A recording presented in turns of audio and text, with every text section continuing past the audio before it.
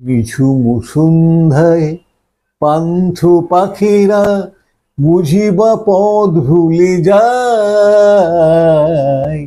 কুলায় যেতে যেতে কি যেন কাকলি আমারে নিয়ে যেতে চায়।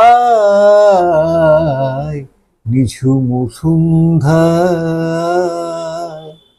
দূর পাহাড়ের উদাস মেঘের দেশে ওই গধূলির রঙিন সোহাগ মেশে মনের মরমরে বাতাস চুপি চুপি কি বাঁশি ফেলে রাখে হায়।